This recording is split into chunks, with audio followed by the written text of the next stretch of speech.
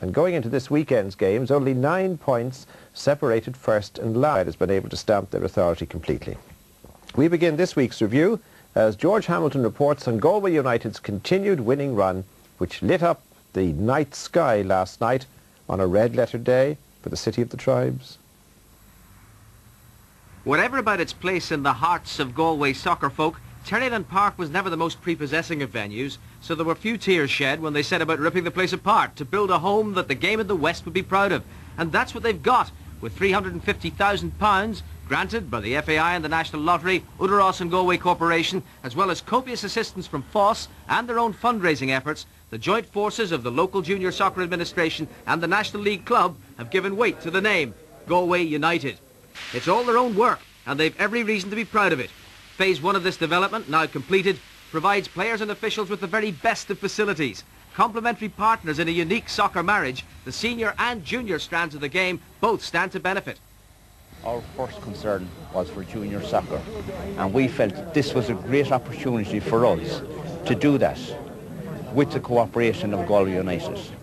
As owners of the ground, we welcomed them when we got the opportunity some 17 years ago, and I am proud that I have been with them all that time, and I can assure you that the cooperation between both bodies is very good. We have now inextricably linked ourselves to junior soccer in Galway, and as we see it, that's the only way forward for Galway United. What excites me about Terryland Park is the great excitement, the great vision of the people who run Galway United, and indeed the people from the Galway and District League. They together have put on a show here that will want to be emulated by many teams and clubs of our National League. What we want is a situation where every young fella in this town and county wants to play for Galway United, not Manchester United. Galway United first, and maybe Manchester United after that sometime. This is, of course, you see, Tom, with San Gaeltacht, agus Kamalish in Tassariach Dayenev, Egan Club, agus and Cushta Ferberha or San Gaelia. And because the Development Committee did so much for Irish, both before they got this fine new facility, which really through the matches, and particularly people like Bernard O'Connell and others, I'm giving them a special grant to Phase 1 of £18,000. With smiles on every face, then the formalities could begin. A bilingual blessing with an Irish-speaking vicar and a soccer-playing priest. And the cutting of the tape by the Minister with Galway's Lord Mayor, Councillor Fintan Coogan, and the President of the National League. A new era in Galway football emerging in a flood of light in front of a teeming crowd of thousands. Galway, fired up for the occasion, were first to blossom. Ricky O'Flaherty turning Stephen Napier, David McKinley ending the threat with a concession of a corner. Well, they never walk alone. Corner from O'Neill, and Mark Herrick rising highest but unsuccessful in his mission. From a free kick for offside, the Ryan O'Flaherty partnership burst into life. This was a feature of Galway's performance. Phil Harrington equal to the challenge, though.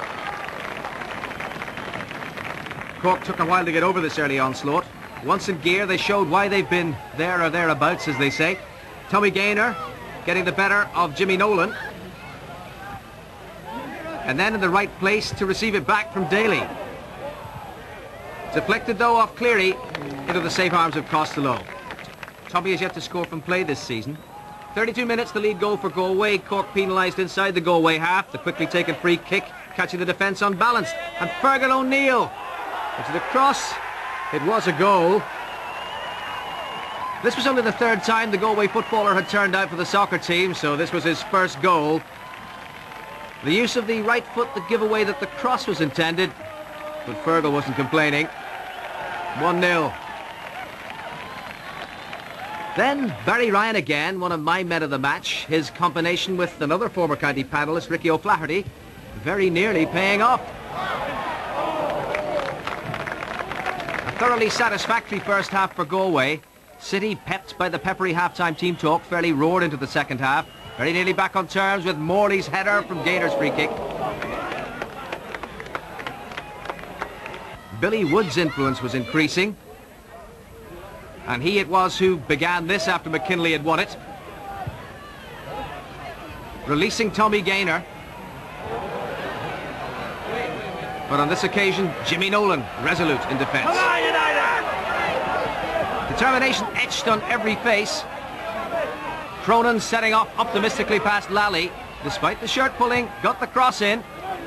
Again, it was Jimmy Nolan to see it away to safety. This kind of determination surely had to produce a result. Galway did flourish briefly, ironically just before City equalised. A fluent attack, Nolan, then Ryan, though sadly a foul by O'Flaherty meant that Ollie Neary's superlative strike was never going to count. But a scorer in form with recent goals against Shelburne and Rovers. With that though, Cork swept upfield, a long ball skimming Jimmy Nolan's head, John Caulfield there to apply the finish. A goal to put him top of Cork's list, his 7th of the season, coming in the 59th minute, setting up a fiercely competitive final half hour, in which Cork enjoyed supremacy for a period.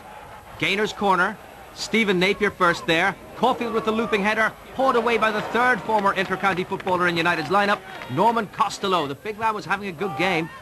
67th minute, Billy Woods dispossessed by Billy Cleary, Ronan Killeen then turning Liam Murphy, and back into play comes the old one too. First it's Barry Ryan, then Ricky O'Flaherty, and the cork was unscrewed, and it was Ollie Neary with the flamboyant finish. What a goal!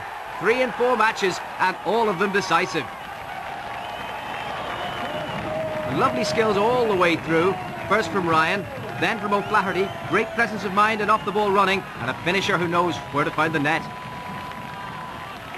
But that was by no means that. O'Neill, the early hero, lost his footing, almost catastrophically. For City got Woods away, on the right this time, his pace proving too much for Jimmy Nolan. The cross, perfection itself, as seemed the header from Caulfield, but that was the save of the season. Top of the right for the county, low to the left for United. Norman deserves another look at that. Caulfield's a hard man to deny. Costello proving a match winner for Galway United.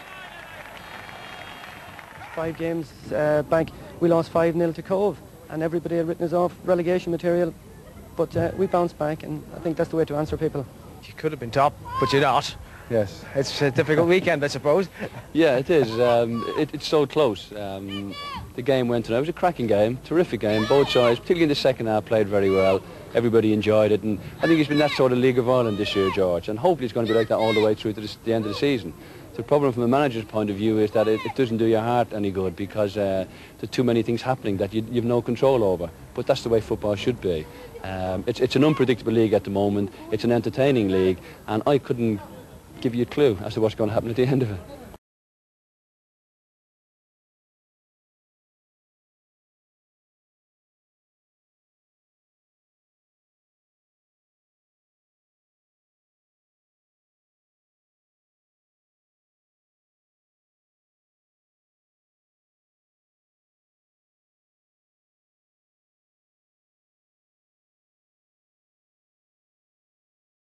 Our policy is to put out the best possible local side, and we accept the responsibility for that and the consequences. If we're not good enough to stay in the Premier Division, then we have to accept that. If we're good enough to win it, then we have to accept that. But I think it's the commitment to a local side is very important. It'd be nice to bring a trophy back here. It'd be lovely. If we keep the crowds coming in, I don't see why not.